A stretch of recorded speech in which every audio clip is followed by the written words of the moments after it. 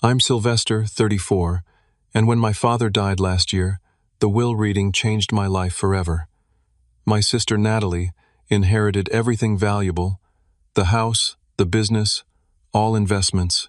Me, I got a useless plot of dirt that everyone laughed about. What nobody expected was how that worthless inheritance would transform into millions, or that my sister would suddenly reappear, demanding her fair share of my success. Before I dive into how my dirt pile turned into millions, let me know where you're watching from, and hit that subscribe button if you've ever had family. Try to take what's yours after dismissing you for years. Growing up in rural Pennsylvania wasn't always easy, but we had a comfortable life thanks to my father Gregory's determination. Dad built his construction business from nothing into a regional powerhouse through sheer grit and countless 16-hour workdays. Our modest home gradually transformed into a beautiful two-story colonial as his business grew. Mom managed the books while Dad handled the contracts and crews. They were a perfect team.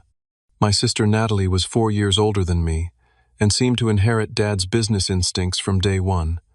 She was always calculating, planning, figuring out angles. Even as kids, she would organize neighborhood businesses, lemonade stands with strategic pricing, lawn mowing services with tiered packages. Dad beamed with pride watching her natural entrepreneurial spirit. "She's got the Collins business sense," he'd tell everyone at family gatherings, while I quietly played with my rock collection in the corner. That was the thing about me. I never fit the Collins construction legacy mold. While Natalie shadowed Dad at building sites, I was fascinated by the earth itself. The different colored layers in roadside cuts, the unique properties of clay versus sand, the fossils hidden in limestone. By 12, I could identify 20 different types of rocks and explain how each formed. Mom encouraged this interest, buying me geology books and microscopes for birthdays, but Dad always seemed puzzled by it. "Rocks don't pay the bills, son," he'd say, not unkindly but with genuine confusion. "Construction builds things people need. It creates value." He never said it directly, but the implication was clear. My interests were impractical curiosities, not serious career paths. The real tension began when I decided to attend Colorado State University for environmental science, instead of the local community college business program Dad had mapped out for me. The night I announced my decision was the first major family argument I remember. "We have a third-generation family business waiting for you," Dad said, his voice rising with frustration. "People in this town would kill for that opportunity." "But I don't want to build things, Dad. I want to understand what we're building on," I tried explaining. "Environmental consultants are crucial for sustainable development." "Consultants," he scoffed. "People who tell others what to do instead of doing it themselves." Natalie, 22, and already working full-time in the family business, stood silently behind Dad, a slight smile on her face. She had completed her business degree locally, while living at home, saving money, and cementing her position as the dutiful child. I left for Colorado that August, and something fundamentally changed in our family dynamic. Phone calls became less frequent, holiday visits more strained. I finished my undergraduate degree, and then completed a master's in geological engineering, occasionally sending articles about environmental construction innovations to Dad, hoping to bridge our divide. He rarely responded. Meanwhile, Natalie rose through the company ranks, eventually becoming Chief Operations Officer. When Mom died unexpectedly from a stroke 5 years ago, the distance between Dad and me grew even wider. I flew home for the funeral, of course, but the conversations were superficial. The grief separate rather than shared. What I didn't fully understand until later was how Natalie had been subtly reinforcing my status as the family disappointment. A mutual childhood friend revealed years later that Natalie regularly made comments to Dad about how I abandoned the family and thought I was too good for honest work. When Dad faced health challenges after Mom's death, Natalie was there daily, cementing her role as his sole support system. My environmental consulting career in Denver was satisfying but modest compared to the Collins construction empire. I helped companies assess land for development, identify potential environmental concerns, and recommend sustainable approaches. The irony wasn't lost on me that I was doing exactly what I'd told Dad I wanted to do, yet he never showed any interest in understanding my work. 3 years ago, I made a serious attempt at reconciliation. I called Dad and suggested visiting for a week, perhaps shadowing him at work to better understand the business. His response was lukewarm. "Natalie keeps me pretty busy with appointments. Maybe around the holidays instead." The visit never materialized, and our calls returned to brief monthly check-ins that felt more like obligation than connection. What I didn't know then was that this familiar pattern of favoritism and distance was setting the stage for an inheritance situation that would ultimately transform both our lives in ways none of us could have imagined. The call came on a Tuesday morning in April. I was preparing for a field assessment when my phone lit up with Natalie's name, something that rarely happened. "Dad's in the hospital. Pancreatic cancer. Stage 4. They're saying weeks, maybe a month." Her voice was clipped factual as if reading a construction spec. I was on a flight to Pennsylvania that afternoon. The 3-hour trip felt like an eternity, my mind racing between regret over lost years and anxiety about what awaited me. By the time the taxi dropped me at Lancaster General Hospital, it was nearly midnight. Dad looked small in the hospital bed, his once powerful frame diminished by illness. Natalie sat in the corner scrolling through her phone. She barely looked up when I entered. "He's been in and out of consciousness," she said. "Don't expect much." For the next 2 weeks, I split my time between the hospital and a nearby hotel. Dad had moments of lucidity, but never enough for the meaningful conversation I craved.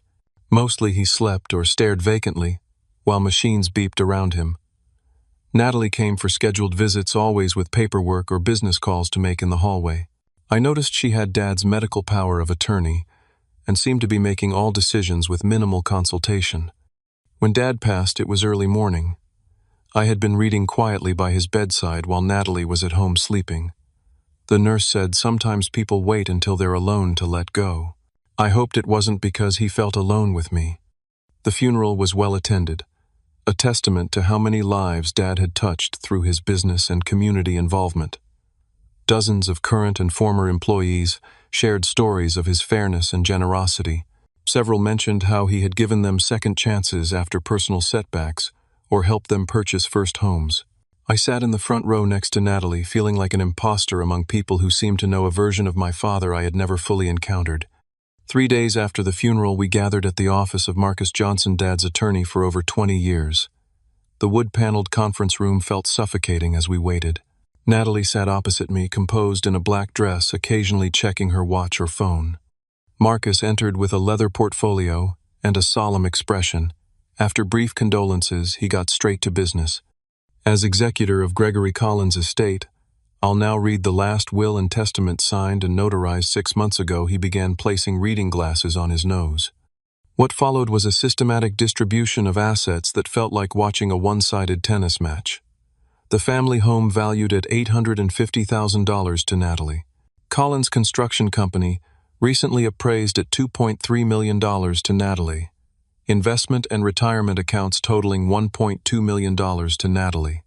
Various personal items, including vehicles, art, and collectibles, primarily to Natalie, with a few specific items to longtime friends. With each bequest, Natalie's expression shifted from appropriate solemnity to poorly concealed satisfaction. I sat perfectly still, feeling a strange detachment, as if watching someone else's family drama unfold. "And to my son Sylvester Collins," Marcus finally said, looking at me with an unreadable expression, "I leave my 15-acre property located at 1782 Ridge Road parcel, number 4572319. The conference room fell silent. I knew the property, an overgrown rocky plot Dad had purchased decades ago as a potential development site before discovering it had poor drainage and unstable areas. It had sat unused for years, occasionally mentioned as a tax write-off. "That's it," I heard myself ask, voice hollow. Marcus nodded, seeming uncomfortable. "The assessed value is $42,000, though it's considered undevelopable in its current state." Natalie made a sound between a cough and a laugh. "Well, that seems fair. Dad built something valuable and you chose to dig in dirt for a living. Now you've got plenty to dig in." Marcus shot her a disapproving look before turning back to me. "There is one more item. Your father left this envelope to be given to you privately." He slid a sealed envelope across the table. My name was written in Dad's distinctive block handwriting. "I suggest you read it later," Marcus said quietly. The rest of the meeting passed in a blur of signatures and procedural explanations.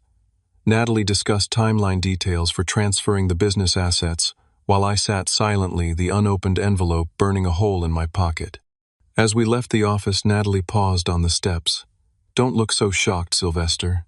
You made your choice years ago when you left. Dad needed someone he could count on who understood the value of what he built." Her voice softened slightly. "For what it's worth, he did ask about you sometimes." I couldn't formulate a response that wasn't pure anger, so I simply walked away, the weight of apparent worthlessness pressing on my shoulders. Back in my hotel room, I sat on the edge of the bed, staring at the envelope for nearly an hour, before finally tearing it open, unsure whether to expect explanation, apology, or final disappointment. The letter was a single-page, Dad's handwriting immediately recognizable. Strong, precise capital letters, the same style he used on construction plans. "Sylvester, sometimes what seems worthless to others holds great value. Trust your education. Look beneath the surface." Dad. That was it. No explanation, no emotional farewell, not even a complete sentence. Just a cryptic message that felt more like a riddle than a goodbye. I crumpled the paper in frustration, then immediately smoothed it out again, reading the words repeatedly, as if additional meaning might materialize. Was this some kind of test? A final lesson delivered in the same cryptic manner Dad had often used when I was young, or just the vague philosophical musings of a man facing mortality? I nearly tossed the letter in the trash, packed my bags, and booked the next flight back to Colorado. But something stopped me. Perhaps the same stubborn streak that Dad himself had passed down to me. "Fine," I muttered to the empty room. "I'll look at your worthless dirt before I leave." The next morning I rented a car and drove to the property. Ridge Road was appropriately named, running along a rocky elevation overlooking farmland below. I found the unmarked entrance easily enough, a rusted gate with a faded "no trespassing" sign hanging askew. The 15 acres stretched upward along the ridge, mostly covered in scrubby vegetation and seemingly random rock outcroppings. I parked and began walking the perimeter, professional habit kicking in despite my lingering anger.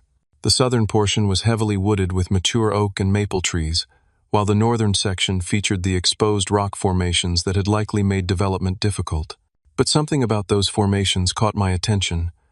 Their unusual coloration and layering patterns didn't match the typical geology of this region. After an hour of exploration, I found myself examining soil samples, almost automatically rubbing the dirt between my fingers and observing the texture. In several areas, particularly near the largest rock outcropping the soil, had a distinctive reddish-purple tint I rarely encountered in Pennsylvania. I collected several samples in empty water bottles from my car, labeled them with location notes, and took dozens of photographs. "Trust your education," Dad had written.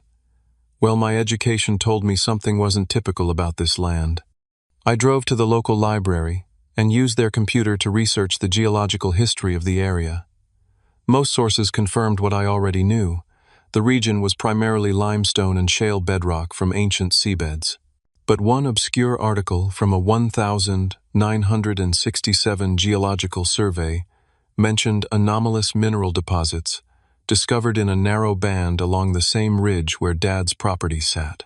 The survey had been preliminary, with recommendations for further study that apparently never materialized. That evening, I emailed photographs and notes to Dr. Kenneth Williams, my former graduate advisor who specialized in rare earth mineralogy.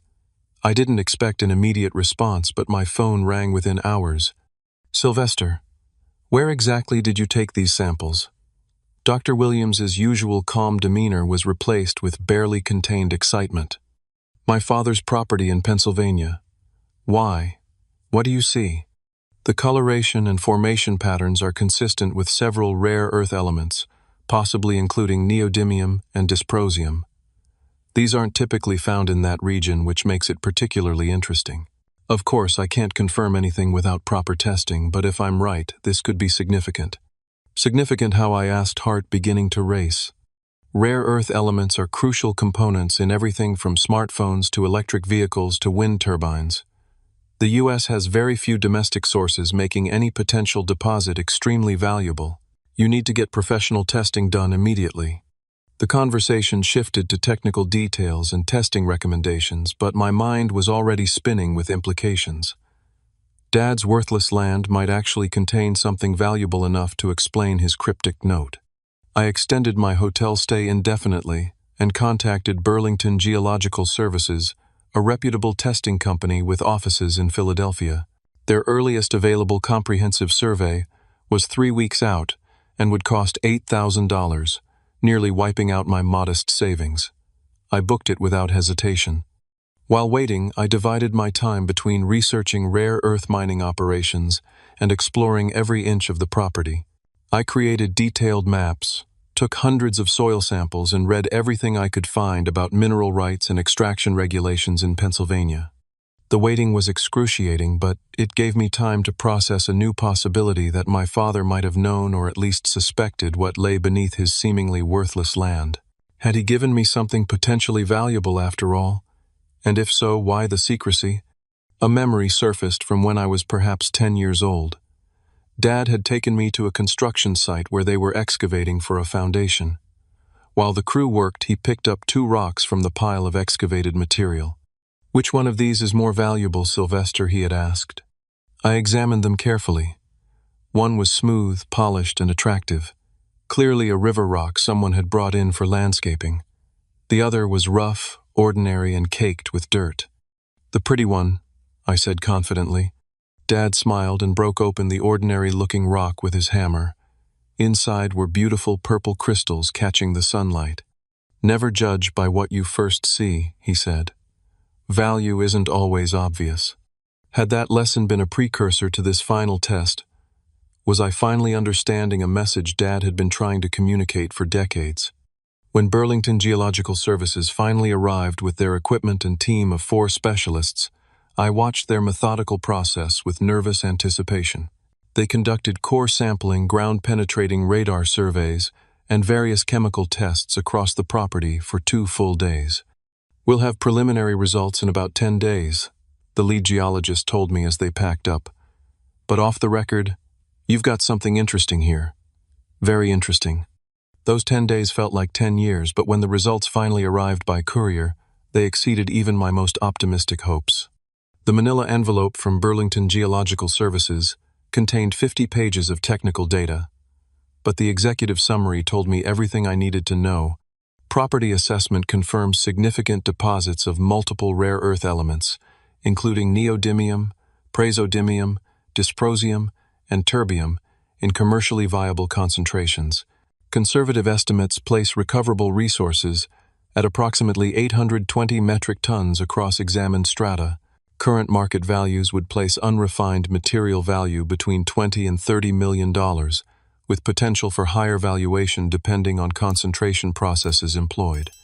I read the summary 4 times, hands trembling slightly. Then I called Dr. Williams. "You need independent verification," he advised after I shared the results. "And you need to be very careful about who you tell. Land values can skyrocket overnight with this kind of discovery." Following his recommendation, I contacted Westland Mining Corporation, one of the largest ethical mining operations in North America. They agreed to conduct their own survey under a confidentiality agreement, waiving their usual fee in exchange for first right of refusal on any potential contracts. Westland's results confirmed Burlington's findings and added several key details. The rare earth deposits appeared to extend throughout approximately 60% of the property, with the highest concentrations in the northern section. Their geologists estimated the deposit formed due to unusual hydrothermal activity millions of years ago, creating a rare pocket of valuable elements in an otherwise typical limestone region. "This is one of the most significant rare earth discoveries in the United States in decades," Westland's chief geologist told me, especially given current supply chain concerns with Chinese sources. As the magnitude of the discovery sank in, I found myself cycling between elation and confusion. The property that had seemed like a final insult from my father was potentially worth tens of millions. But had he known? And if so, why hadn't he simply told me? I returned to the property one afternoon, sitting on the largest rock outcropping and staring across the valley below, trying to understand my father's thinking. The wind rustled through the trees, and suddenly another childhood memory surfaced. I was 12, frustrated after receiving a complex model rocket kit for my birthday instead of the assembled one I'd wanted. Dad found me sulking in the backyard. "Some gifts require work before you see their value," he said, sitting beside me. "The satisfaction comes not just from having the thing, but from figuring it out yourself." Had this land been the ultimate version of that lesson, a gift that required me to use my education, my specific skills, to unlock its value, something Natalie, with all her business acumen, would never have appreciated or investigated. The theory gained strength when I visited the county records office and discovered Dad had purchased the property 27 years ago, right around the time I first showed serious interest in geology. He had held on to it all these years, paying taxes on seemingly useless land, perhaps waiting for the right moment to pass it on. With the verification complete, I began receiving offers. Westland proposed an immediate purchase for $12 million. 2 other mining companies contacted me with similar figures after somehow learning of the discovery.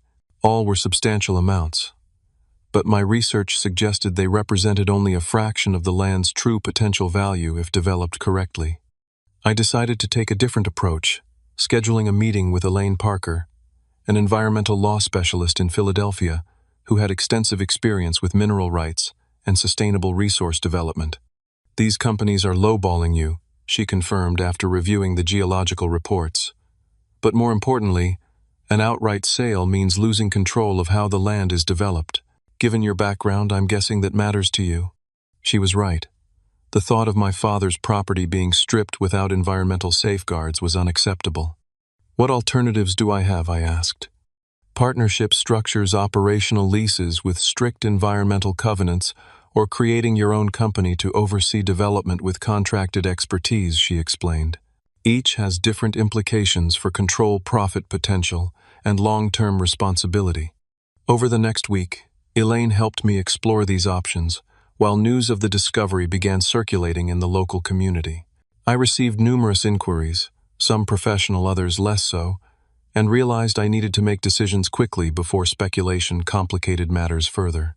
After careful consideration, I decided to establish my own company to maintain maximum control over the development process. With Elaine's guidance, I incorporated Green Earth Minerals, with a mission focusing on responsible resource extraction. The structure would allow me to partner with established mining operations while maintaining oversight of environmental practices and community impact. As preparations moved forward, I occasionally wondered what Natalie would think when she inevitably learned about the discovery. Would she understand Dad's choice? Or would she see it only as assets unfairly distributed? I would have my answer sooner than expected. Back in Colorado, I submitted my resignation and began liquidating my modest investments to fund initial business expenses. My colleagues were shocked by my sudden departure but supportive once I explained the circumstances, though I was careful to downplay the potential value involved. Taking over the family land was my simple explanation. Turns out my geology background might make it more valuable than anyone realized. With Elaine Parker's help, I assembled a team of advisors including a sustainable mining expert, an environmental impact specialist, and a financial strategist with experience in resource development. Together, we created a comprehensive business plan for Green Earth Minerals that emphasized 3 core principles: minimal environmental disruption, local economic benefit, and long-term sustainability. The financing stage proved surprisingly straightforward once potential partners reviewed the geological data. Several technology manufacturers expressed interest in securing direct supply chains for rare earth elements outside of traditional sources, particularly given increasing geopolitical tensions affecting global markets. After evaluating 7 potential operational partners, I selected Thompson Sustainable Resources, a mid-sized company with an excellent environmental record and innovative extraction techniques that minimized water usage and surface disruption. Their CEO, Daniel Thompson, had a background in both engineering and environmental science, making our priorities naturally aligned. Most operations would blast and strip this whole ridge, Daniel explained during our site visit. We'll use targeted extraction focusing on the highest concentration areas, first maintaining most of the surface features and rehabilitating continuously rather than after depletion. The contract negotiations were intense, with Thompson initially pushing for majority control in exchange for covering all development costs. With Elaine's guidance, I held firm on maintaining 51% ownership and ultimate authority over environmental decisions. After 3 weeks of back and forth, we reached an agreement. Thompson would invest $28 million for operational development and receive 49% of profits for 20 years with strict environmental covenants and local hiring requirements. The signing ceremony took place at the property itself, with our teams gathered near the main rock outcropping where I had first noticed the unusual coloration that started this journey. As we finalized the documents, I couldn't help wondering what Dad would think of this moment. While the legal and financial details were being finalized, I focused on community integration. I purchased a modest 3-bedroom home in the nearby town rather than something ostentatious, wanting to establish myself as a committed local resident rather than an absentee owner. I reached out to the township supervisors about our plans, emphasizing the local job creation potential and committing to road improvements affected by increased traffic. When extraction operations began in October, we employed 27 local workers, including several former Collins construction employees who recognized me from childhood. Their initial skepticism, the boss's son who had abandoned construction for playing in dirt, gradually transformed into respect as they saw our operations' emphasis on safety and environmental care. By December, the first shipments of processed materials were headed to manufacturing facilities, and the initial revenue exceeded projections by nearly 30%. Rare earth prices had increased due to supply chain disruptions in Asia, making our domestic source even more valuable than initially calculated. Throughout this whirlwind of activity, I occasionally heard updates about Natalie through mutual acquaintances. She had taken full control of Collins Construction, but was struggling to maintain client relationships that had been built on Dad's personal reputation. Several key employees had departed, citing management differences, and the company had lost bids on 2 major projects it would previously have secured easily. I considered reaching out, perhaps offering some connections to potential clients through my new business network, but hesitated. Our last interaction at the will reading still stung, and part of me felt she needed to learn her own business lessons without my interference.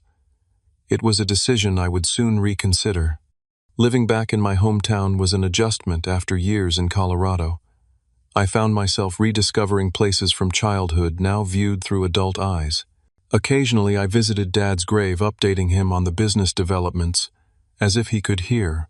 I never quite managed to articulate the complex mixture of gratitude and lingering hurt I felt, but the one-sided conversations were somehow therapeutic.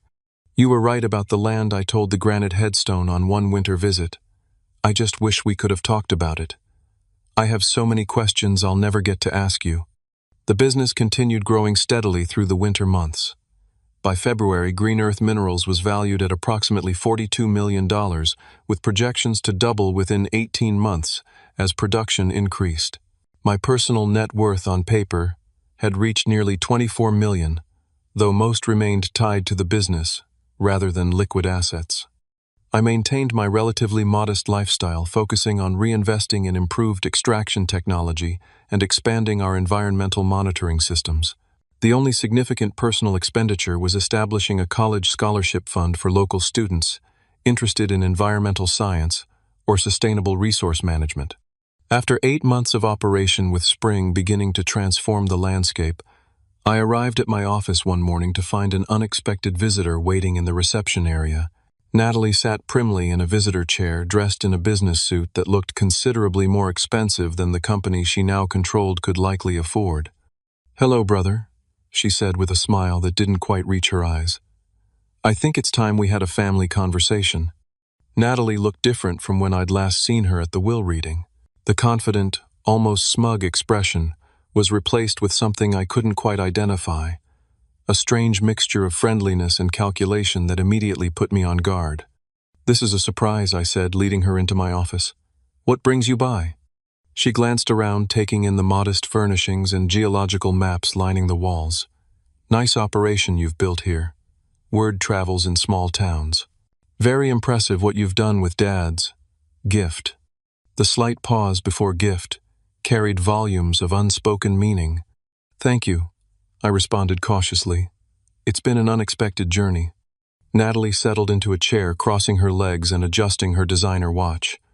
Family is so important, don't you think? Especially now that it's just the two of us. Dad would want us to support each other. The abrupt shift to familial sentimentality from someone who had mocked my inheritance months earlier triggered immediate suspicion. I agree, family is important. It has been since before Dad died. If she caught my subtle dig, she didn't show it. Instead, she launched into catching up as if we were close siblings who simply hadn't spoken for a few weeks. She asked about my health, my experience moving back to Pennsylvania, even inquired about former colleagues in Colorado she had never met nor shown interest in before. After 20 minutes of this performative reconnection, she finally revealed her purpose. So Collins Construction is facing some challenges, she admitted, examining her manicured nails. The economy, rising material costs, labor issues. You know how it is. I heard there were some difficulties, I acknowledged. Losing key personnel can be tough. A flash of irritation crossed her face before the pleasant mask returned. Just some restructuring for efficiency. The real issue is that several major projects require capital investment up front, and the banks are being unreasonably cautious with construction loans in this climate. That sounds challenging, I said, not offering more. Well, that's where family comes in, doesn't it? Her smile widened. I've been thinking about how perfect it would be to integrate our businesses. Collins Construction could handle all the infrastructure development for your mining operation. Natural synergy plus keeping profits in the family. Dad would have loved that idea. I nearly laughed at her invocation of our father's wishes, but maintained a neutral expression. We've already contracted with specialized mining construction firms with specific expertise in this field. Those contracts can be renegotiated, she said dismissively. The point is, what you're doing here is remarkable, Sylvester, and family should share in remarkable successes. There it was, the real purpose of her visit. What exactly are you proposing, Natalie? She leaned forward, dropping all pretense of casual conversation. A partnership. Collins Construction is still worth over $2 million. Combined with your operation, we could create a true family empire. Or alternatively, a simple investment from you into Collins to help us through this temporary cash flow situation. $5 million would be transformative, and such a small percentage of what you're generating here. I see, I said carefully. And what would I receive in return for this investment? She waved a hand vaguely. We can work out details. The important thing is supporting each other as Dad would have wanted. Dad seemed to have specific ideas about who should receive what I reminded her. He gave you the established business, and me, an undeveloped property. Don't be disingenuous, she said, her tone sharpening. No one could have predicted this land contained valuable minerals. If Dad had known, he never would have structured things this way. Are you sure about that? I asked. His note to me suggested otherwise. Her eyes narrowed. What note? I explained the cryptic message Dad had left, watching realization dawn on her face. He knew, she whispered momentarily, dropping her composed facade. He gave you land worth millions deliberately, while making me think you got nothing. Her voice rose with each word. I believe he gave each of us what he thought we needed, I said. You got an established business with customer relationships and immediate value. I got land that required my specific knowledge to appreciate. That's convenient rationalization, she snapped, composure fracturing further. The reality is my inheritance is struggling while yours is thriving through pure luck of geological happenstance. I wouldn't call 8 months of intensive work luck, I replied, feeling my own temper rising. And if the construction company is struggling, perhaps that reflects management decisions rather than the inheritance itself. The conversation deteriorated rapidly from there. Natalie's carefully constructed friendliness evaporated, replaced by increasingly direct demands for what she called her fair share of the mineral discovery.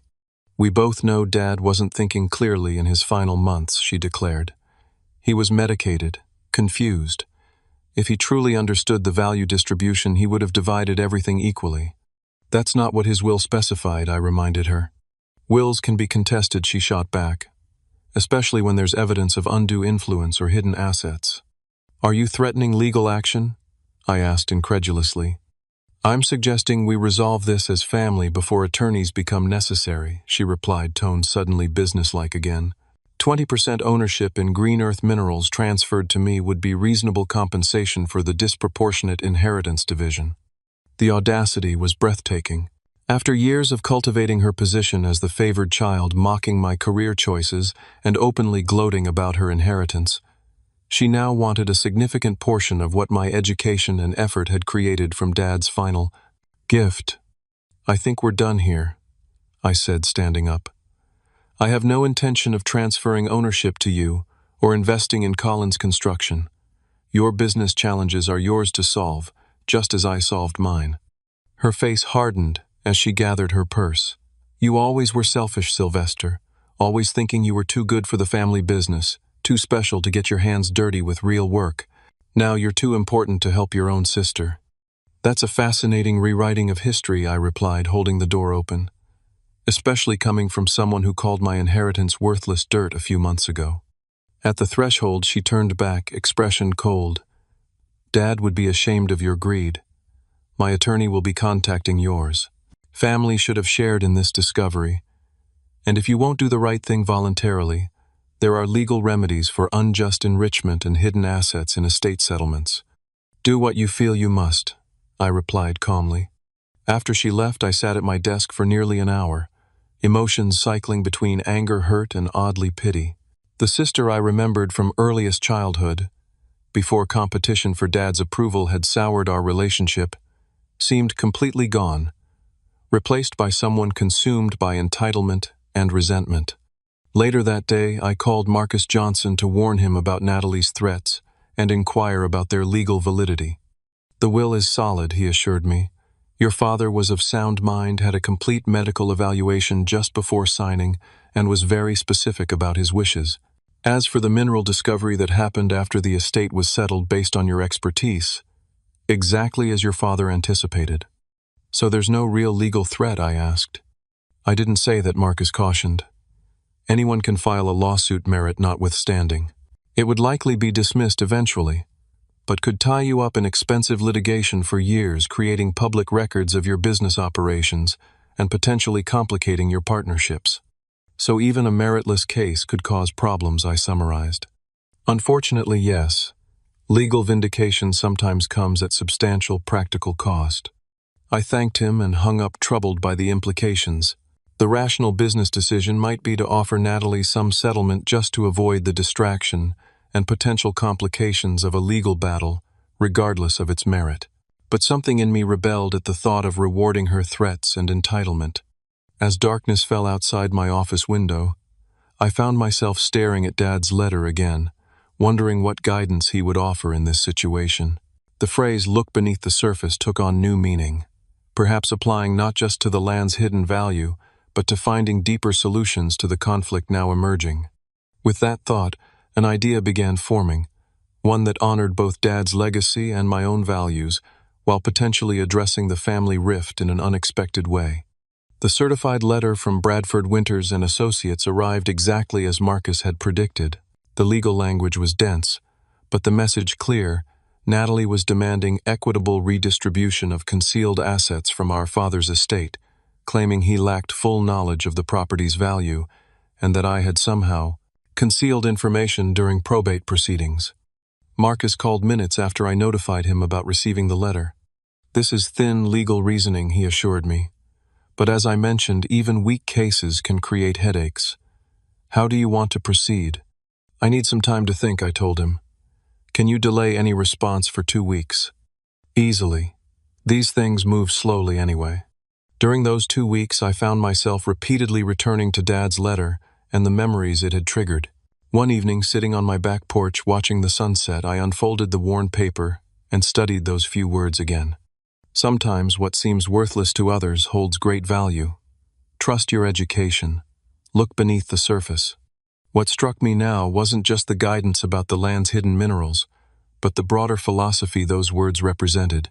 Dad had built his business not just to accumulate wealth, but to create something of lasting value for the community, jobs, infrastructure opportunities for others. The stories at his funeral had made that clear. Was I honoring that legacy by simply growing my own wealth, even if more responsibly than Natalie was managing hers. Or was there something deeper I could do with this unexpected fortune? The next morning I called Mayor Jacobson and scheduled a meeting to discuss a community development initiative. 2 days later I met with the local community college president about educational partnerships. By week's end, I had assembled an informal advisory group of community leaders to help shape an idea that had crystallized in my mind. When the 2-week period elapsed, instead of responding to the legal threat, I sent out invitations to a special town hall meeting to announce the formation of the Gregory Collins Community Development Fund, named in honor of my safe father. The meeting was scheduled for the community center on a Thursday evening. As people filed in, local business owners, teachers, former Collins construction employees, and curious residents, I noticed Natalie slipping into the back row, clearly wondering what I was planning. Standing at the podium, I felt an unexpected calm despite my sister's presence. My father believed in building things that last. I began. Not just structures, but opportunities, communities, and futures. When he left me what seemed like worthless land, he included a note saying, "Sometimes what seems worthless to others holds great value." He knew I would need to use my education to discover what he had suspected might be. There, I explained the rare earth element discovery in simplified terms and outlined how green earth minerals was developing the resource with environmental safeguards. But the most valuable thing my father gave me wasn't the land or its minerals, I continued. It was the understanding that true wealth comes from what you create for others, not just what you accumulate for yourself. With that introduction, I announced the establishment of the Gregory Collins Community Development Fund, which would receive 30% of all green earth minerals profits in perpetuity. The fund would support 3 primary initiatives: college scholarships for local students pursuing environmental or construction trades, conservation projects to protect the region's natural resources, and small business development, grants focusing on sustainable local enterprises. The first scholarship I announced, looking directly at where Natalie sat, will be the Jason Collins Memorial Scholarship, named for my nephew to support students combining business and environmental studies. I saw Natalie's hand fly to her mouth. Her 12-year-old son's name being honored clearly caught her completely off guard. After the presentation and extensive Q&A with community members, the crowd gradually dispersed into small conversation groups. I was speaking with the high school principal when I felt a tap on my shoulder. Natalie stood there, expression unreadable. "We need to talk, privately." We stepped outside into the cool evening air, walking silently to a bench near the community center entrance. "Why did you do that?" "Name a scholarship after Jason," she asked, voice unnaturally controlled. "Because he's family, and because from what I've heard he's showing interest in both business and science. Dad would have appreciated that combination." She stared at the parking lot for a long moment. "This whole community fund thing, is it just to make me look bad for pursuing my legal claim?" "It has nothing to do with your claim," I answered honestly. "It's about honoring what Dad built and what he valued. The legal threats just prompted me to think more deeply about what I should be doing with this inheritance." 30% is a lot to give away," she observed. "It's not giving away. It's investing in the community that supported our family for generations." Another long silence fell between us before she spoke again. "Collins Construction is in serious trouble," she admitted, voice barely audible. "I've had to mortgage the house, and the investment accounts are nearly depleted. 3 major clients canceled projects last month." The vulnerability in her admission surprised me. "I'm sorry to hear that. What happened?" I tried to expand too quickly, took on projects beyond our capacity, trying to prove I could grow what Dad built. She gave a bitter laugh. "Turns out running a construction company is more complicated than I thought." "What about the employees who left?" "They didn't respect my leadership, said I was changing systems that didn't need changing." She shrugged. "Maybe they were right." The conversation felt surreal, the first genuine exchange we'd had in perhaps decades. "I can't give you ownership in Green Earth," I said after considering her situation. "But I do have another proposition." She looked up cautiously. "The community fund needs a director. Someone with business experience who understands both construction and this community's needs." The position comes with a substantial salary and real influence over how resources are allocated. She stared at me incredulously. You're offering me a job after I threatened to sue you. I'm offering family a chance to work together in a different way, I corrected. But it would require dropping the legal claims and committing to the fund's mission, not just seeing it as a paycheck. I don't need charity, she said stiffly. It's not charity. It's recognition that you have skills this initiative needs.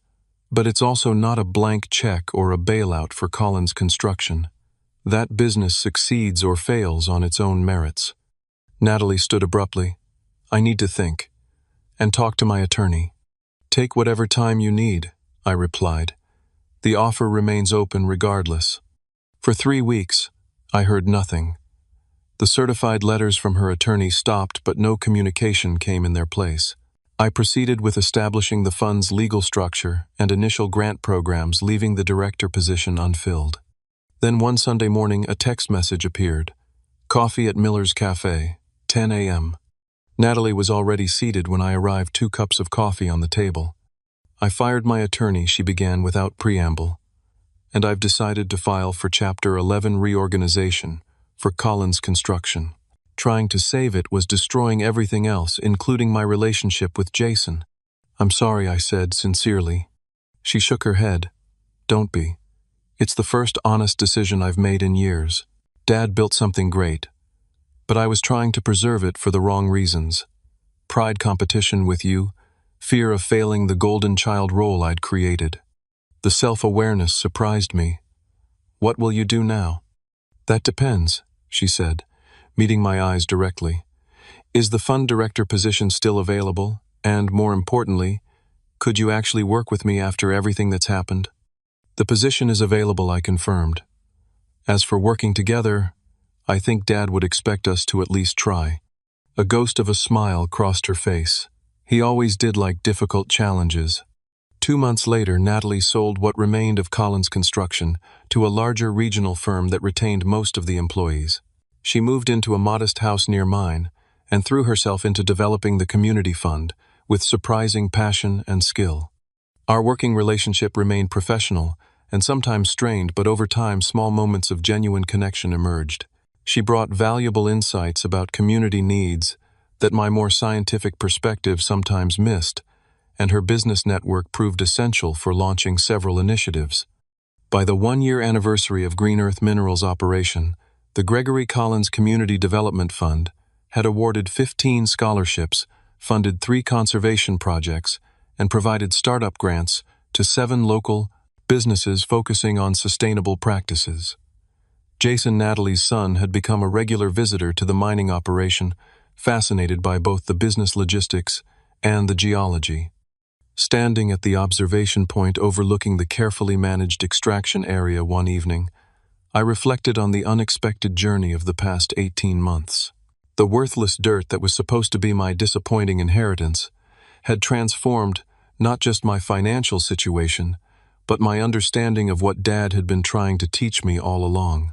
Value isn't just what something is worth in dollars. Sometimes it's the potential that only becomes apparent when you apply the right knowledge. Sometimes it's the opportunity to create something meaningful that outlasts you. And sometimes it's the chance to rebuild connections you thought were permanently broken. My phone buzzed with a text from Natalie Community Center meeting in 20 minutes. Bring the scholarship proposals. I smiled, pocketing the phone, and taking one last look at the property that had changed everything. Dad's cryptic message had been right in more ways than he could have possibly imagined. The true value had been beneath the surface all along, not just in rare earth minerals, but in the opportunity to transform a family legacy from accumulated wealth to lasting community impact. Have you ever had a family inheritance situation that surprised you? Maybe not millions in rare earth minerals, but something unexpected. Drop a comment below sharing your experience. And if this story of family redemption and looking beneath the surface resonated with you, please hit that subscribe button and share this video with someone who might need a reminder that sometimes life's greatest gifts don't look valuable at first glance. Thanks for listening to my journey from dirt to millions, and remember, true wealth isn't just what you have but what you create for others.